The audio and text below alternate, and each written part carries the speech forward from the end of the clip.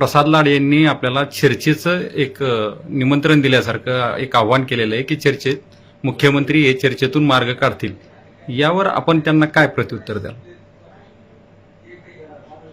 मी तर एकतर या गोष्टीवरती विश्वासच ठेवत नाही. सरकार कोणत्या वेळेस काय डाव टाकायला लावी एखाद्या आमदाराच्या माध्यमातून यावरती आपण विश्वास ठेवायचाच नसतो. पण या 2.5-3 वर्षाच्या आंदोलनाच्या काळात आम्ही कधी अशा गोष्टीवरती विश्वास ठेवला नाही किंवा कोणाला कधी आमंत्रण दिलं नाही. सरकार मात्र स्वतःहून गोरगरिबाच्या प्रश्नासाठी आंतरवालीत गोरगरिबांना त्यांच्या समस्या वेदना जाणून घेण्यासाठी आलेले. परंतु आज पहिल्यांदाच आम्ही त्या लाडभाऊला त्यांना निमंत्रित केले. त्याचं कारण पण तसंच आहे. निमंत्रित केलंय म्हणजे आम्ही स्वतःहून केलेलं नाही. त्यांचं असं म्हणणं होतं लाडभाऊंचं की 100% मुख्यमंत्री साहेब चर्चेतून मार्ग काढणार. पत्रकार बांधवांनी त्यांना 2दा-3दा विचारलं, मंजुऱ्या मिळणार, मान्य करणार मागण्या? म्हणजे हो 100% करणार. मुख्यमंत्र्यांना देवेंद्र फडणवीस साहेबांना सुद्धा भेटायची गरज नाहीये, 100% करणार. कारण त्यांनीच सांगितलंय कारण सुद्धा की माझ्या समाजाचे प्रश्न आहे. म्हणजे त्यांनी असं सांगितलं की मी मराठा आहे, माझ्या समाजाचे प्रश्न आहेत आणि माझ्या समाजाच्या कल्याणासाठी पाटील झटले आणि ते यशस्वी पण झाले असं त्यांनी सांगितलं. त्यांच्या थोड्या शब्दात आम्हाला गर्व वाटला मला की त्यांनी सांगितलं मी मराठा आहे म्हणून. ठीक आहे म्हणलं, हरकत नाही.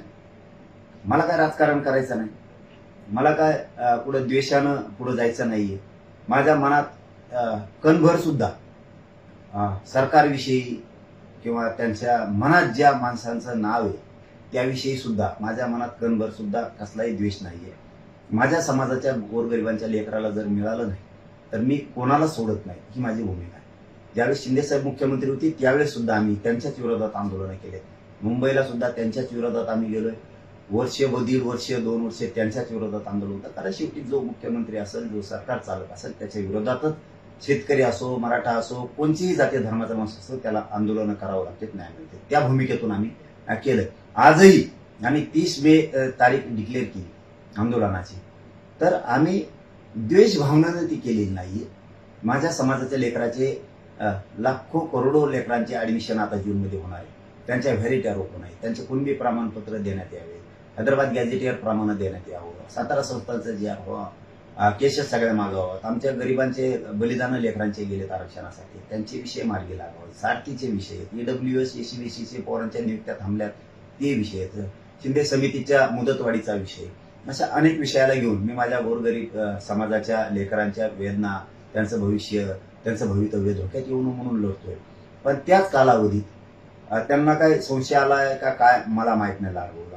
परंतु त्यांनी सांगितलं, कारण ते मला मनोज दादा म्हणले, मला ही त्यांना लाडभाऊच म्हणावं लागणार आहे. कारण ते एका भावाच्या भूमिकेत आले.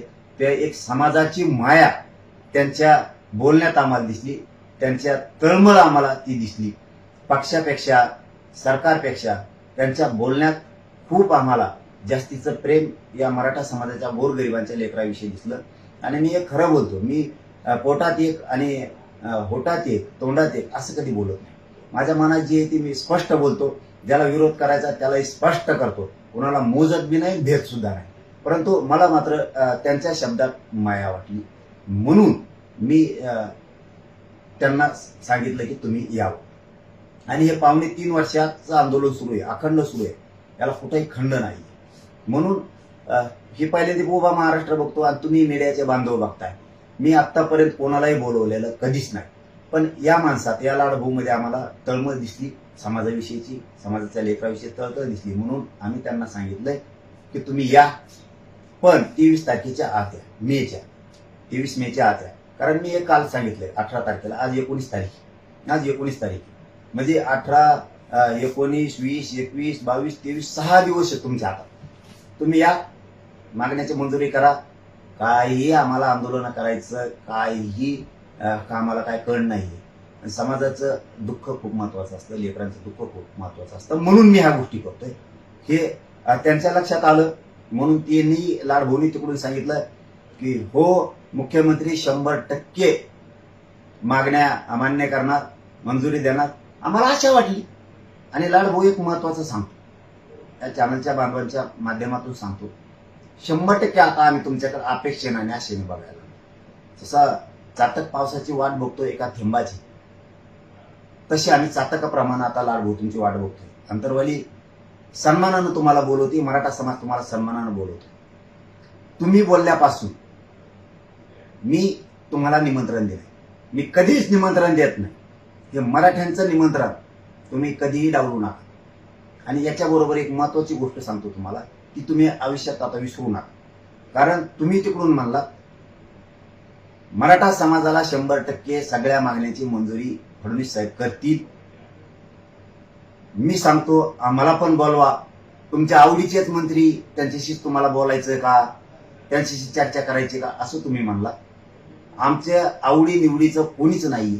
जो मराठा समाजासाठी धावल त्याच्या आशेवरती आम्ही राहतो, या आशेवरती करतो. आता तुमच्यावरती मान टाकली, तुमच्या खांद्यावरती, तुम्हाला सन्मान आहे. आता तुम्ही 23 मेच्या आत या. पण एक गोष्ट लक्षात ठेवा, तुमच्यामुळं मी कालपासून राज्यभरात गावागावात बैठका सुरू आहेत आमच्या, त्या मी थांबवल्यात तुमच्यासाठी. फक्त आम्हाला धोका देऊ नका. समाजाशी दगा फटका पक्षासाठी आणि सरकारसाठी करू नका. कारण तुम्ही ज्या समाजाचं छाती टोकून सांगितलं मी मराठ्यांचा आहे, म्हणून आम्ही तुमच्यावर विश्वास ठेवला आहे. तुम्ही आता 23 मेच्या आत या, सगळ्या मागण्याची अंमलबजावणी करा. फक्त पुन्हा पुन्हा तेच सांगतो, तुमच्यामुळे मी राज्यातल्या बैठका थांबवल्या. आणि तुम्ही जर नाही आला तर इथं आम्हाला राहिलेल्या दिवसात तयारी होणार नाही. 30 मेचं मी आंदोलन थांबवू शकत नाही, ते थांबणार पण. तुम्ही मंजुऱ्या द्या. काय करायची गरज आम्हाला आंदोलन करायची? गरजच नाही. फक्त धोका मात्र आता समाजाशी होऊ नये हे तुम्ही लक्षात ठेवा. आम्ही कधीही कुणाला बोलवत नाही. पहिली वेळी आम्ही तुम्हाला बोलवलं, कारण तुमचे शब्द पण तसे होते म्हणून बोलवले. आम्हाला त्या शब्दावर विश्वास वाटला नसता. असे किती का मंत्री आमदार बोलतायत, आम्ही ध्यान पण देत नाही. पण तुमच्या बोलण्यात आम्हाला कुठंतरी तथ्य वाटलं, समाजाविषयी माया वाटली, म्हणून आम्ही तुम्हाला बोलवतो. आणि हे पोटतिडकीनं बोलतो. काही पोटात आडा ठेवून बोलत नाही, चेष्टा मस्करी करत नाही. मला माझ्या समाजाच्या लेकराचं भलं करायचंय, तुमच्या हातून करा. काय अडचण आहे मला? तुम्ही श्रेय घ्या. सातारा संस्थांचा JR काढा, केसेस मागा घ्या, सारथीचे विषय, महामंडळांचे विषय, तुम्ही बलिदान गेलेले कुटुंबाचे विषय, हैदराबाद गॅझेटचा विषय, 58 लाख नोंदी सापडलेला विषय आम्हाला करायचंय का? तुम्ही हैदराबाद गॅझेटनुसार बी कुणबी प्रमाणपत्र द्या, आम्हाला काय हरकत नाही. आणि काढला हैदराबाद गॅझेट यात तुम्हाला श्रेय दिलं, तुम्ही ऐकलं नसतं. फडणवीस साहेबांनाच दिलं, आम्ही विखे पाटलांनाच दिलं.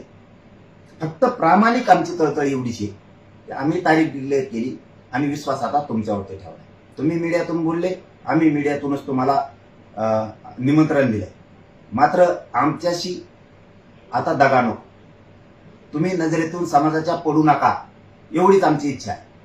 तुम्ही पडू नका, कारण तुमच्यामुळे आम्ही सगळ्या बैठका थांबवल्या. तिथून पुढची आम्हाला राहिलेल्या दिवसात तयारी होणार नाही, तर ते आंदोलन हाणून पाडल्यासारखं होईल. म्हणून तेवढीच आमची एक विनंती आहे की तुम्ही आता समाजासाठी समाजाच्या मदतीला धावून या आणि समाजाचा आशीर्वाद मिळवा.